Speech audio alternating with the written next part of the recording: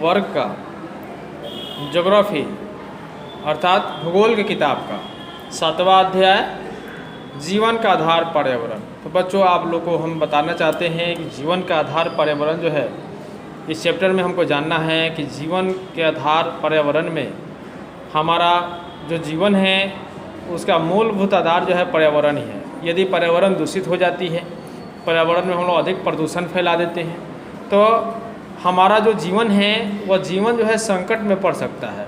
हम अनेक प्रकार की बीमारियां पकड़ सकती है, हम अनेक प्रकार की बीमारियों से ग्रसित हो सकते हैं। और इस प्रकार जो है देखेंगे तो पर्यावरण को स्वच्छ रखना हमारा कर्तव्य, हमारा दायित्व बनता है। और पर्यावरण जो है हमारे जीवन के लिए या आने वाली पीढ़ी के लिए बहुत ही आवश्यक है। तो आइए देखते हैं चैप्टर क्या कह रहा है।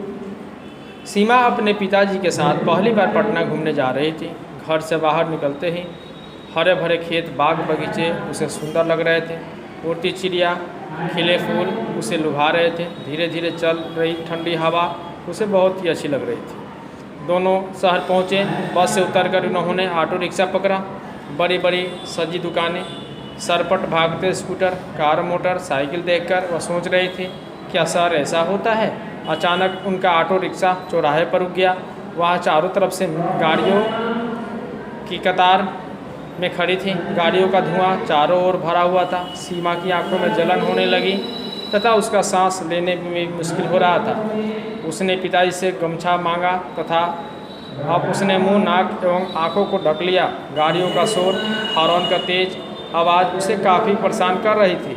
उसे लग रहा था जैसे उसका दम घुटा जाएगा। सीमा ने पिताजी से पूछा, पिताजी गांव में तो मुझे ऐसा नहीं होता था, यहाँ ऐसा क्यों हो रहा है। पिताजी ने कहा, प्रदूषण के कारण, जो कई तरह का है और कई कारणों से होता है। अब मैं तुम्हें प्रदूषण के बारे में बताता हूँ।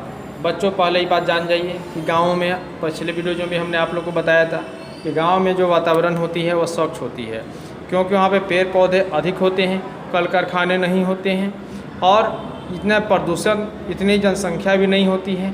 अतः हम लोग जानते हैं कि हमारे जीवन के लिए स्वच्छ हवा चाहिए, स्वच्छ पर्यावरण चाहिए। अतः गाँव में हमें स्वच्छ हवा, स्वच्छ पर्यावरण मिलता है।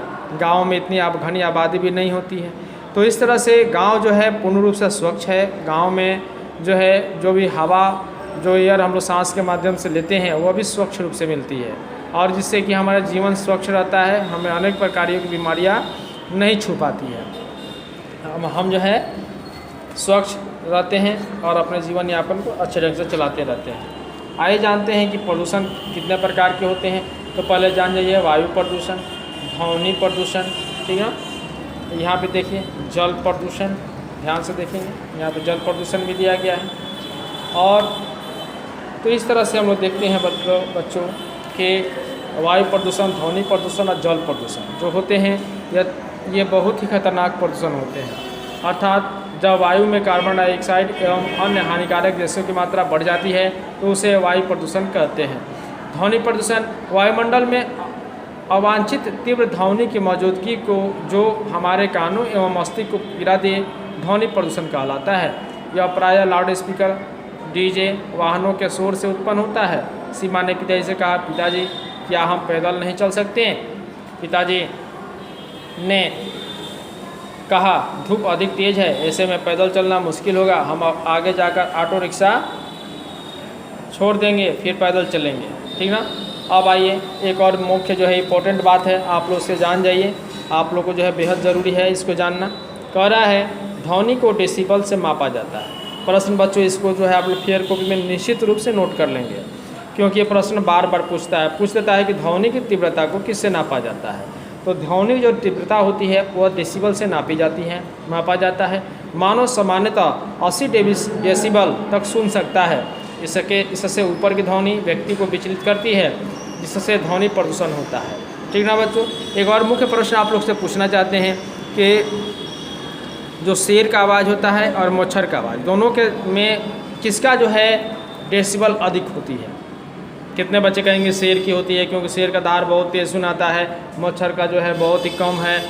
तो ऐसा नहीं होता है बच्चों। मच्छर की जो गूंज होती है उसके शरीर की अपेक्षा जो है उसका देखा जाए तो शेर से ज़्यादा उसकी डेसिबल तीव्रता होती है। ठीक है ना बच्चों। तो यहाँ पे आप लोग जो है आप घरों पे वायु प्रदूषण ध्वनि प्रदूषण के बारे में आपको बता दिया, ध्वनि किससे नापी जाती है ये भी बता दिया, जल प्रदूषण के बारे में भी थोड़ा सा बता देते हैं, इसको भी जान जाइए। पिताजी ने कहा बेटा घरों से निकलने वाला सारा गंदा पानी नाले में होता हुआ नदी में आ रहा है, फैक्ट्रियों से निकलने वाला कचरा भी नलियों से होता हुआ नदी में गिर रहा है, जिसके कारण नदी का पानी काफ़ी गंदा हो गया है। अब तो इससे इतनी गंदगी है कि इससे पानी तो दूर स्नान करने में भी हम परेशानी महसूस करते हैं। सीमा को बड़ा दुख हुआ, उसे दादी को बताई थी कि सारी बातें याद आ रही थी, उन्होंने उसे गंगा नदी के बारे में बताया था। लौटते समय सीमा को सड़क पर फैले नाले के पानी से होकर जाना पड़ा।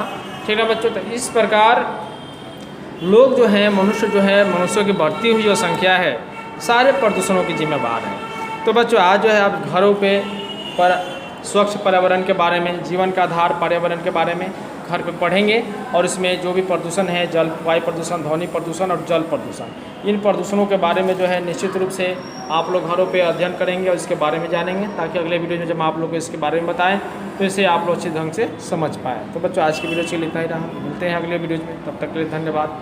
जय हिंद, जय भारत।